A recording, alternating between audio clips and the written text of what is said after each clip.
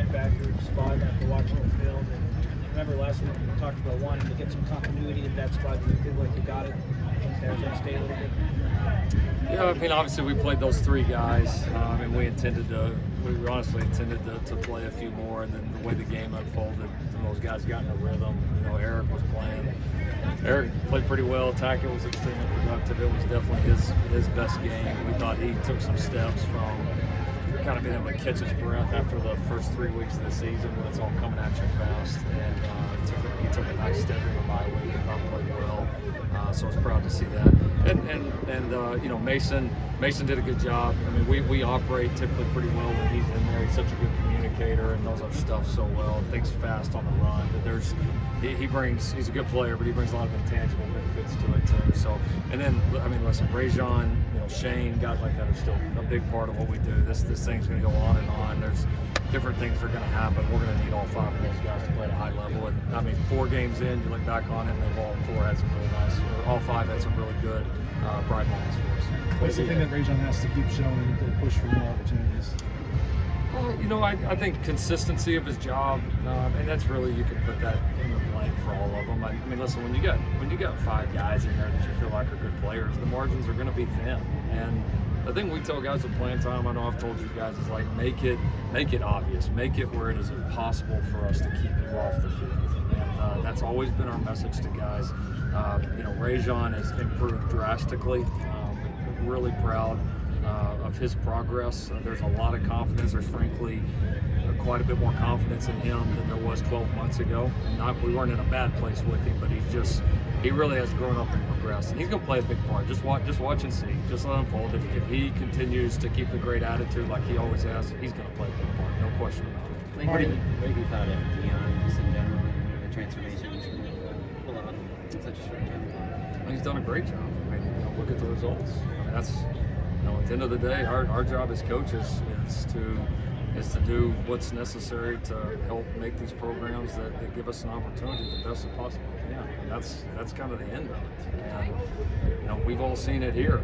There's a lot more similarities in the transformation here and what coach has done in Colorado than there's not. So yeah, I mean, I see right where he's coming from. He's done a great job with the roster, and I think the other thing I've seen, I don't know him, I've never met him, but he seems to be very genuine in his approach. But listen, everybody's different. Everybody's got different personalities. I think leadership, when you're fake and try to be something you're not, I think people see right through that. And regardless of what your characteristics are of your personality, if you're yourself, you can be a great leader, and he certainly seems to do that. Seems to be very genuine, and certainly his guys have responded. You said a lot of positive, things about you in the presser. I think yesterday, did you get a chance to see that, about kind of following your journey since Texas? No, I didn't. We were kind of holed up here, but I'm looking forward to getting a chance to meet him and visit with him. Obviously he's one of the best players that's ever played our game, and so I think we'll always have an important place in our game, no matter what. So yeah, looking forward to getting a chance to chat with him and compete against him. You mentioned some of those similarities in terms of transformation. How important is it to have a quarterback the way that he does and the way that you have that relationship with Caleb that he obviously has with Shedeur? Yeah, it's critical. I mean, you got 2 coaches that came in with guys that they've obviously trusted and had experience with, and I don't think you can put a price tag on that from the team aspect of building the culture in the beginning, which is really, really tough. It's a lot harder than probably what people think on the outside. And then certainly offensively, we were able to get off to a decent start year 1 offensively, and they've been able obviously to do the same and play very well. And so, yeah, I think it's a key part. He was smart enough to bring his son along with him, and he's played at a high level. Do you have to warn the guys at all about bulletin board material, the way they've kind of used that to their advantage? Yeah, we just tried to, kind of going back to the genuine comment, we just tried to continue to be ourselves and keep our skills coach. We haven't been focused on opponents or any of the outside things. I mean, to each his own, and we've got to stay focused and try to, we got plenty of things that we got to get better at and be ready to handle that have to do with us. And if any of our focus is going anywhere else, and that's not the best thing for this. They have a lot of speed, coach. Thoughts on stopping the big play in this one, which was kind of a bane to you guys last game? It's kind of what? Bane. Yeah, we got to do a good job of it, right? It's every week, right? College football, that's part of it. The way the game's played now, you got to try to limit those big plays, and that'll be very important. We, are defensively, we're fortunate because we get to see, some pretty good skill guys offensively every day that we compete against. And we know this will be one of the more talented groups that we face in terms of opponents. So we'll have to do a great job. Mario had a few drops on Saturday. It was an issue that popped up a bit last year. How do you work with him with that? He's an experienced player. I mean, he took his eye off the first one, trying to go score a touchdown. I think was just pressing a little bit on the second one. Mario's played a lot of ball. If he were a young guy that's very early on, I think he'd be a little more concerned. But guys go through this. It's like Jonah misses a block, Caleb misses a throw. Like it's part of it. Like it's going to happen. The thing is, Mario's a confident human being. He's a hard worker.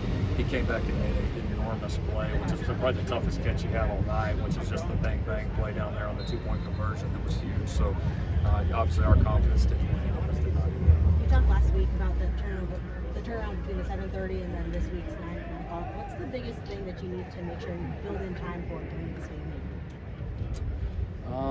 Well, I mean, there's two sides of it, right? I mean, for the players, it's the recovery side, being able to get to work and get the plan in and attack the areas that we have to improve on, and then getting the recovery in is probably the biggest thing.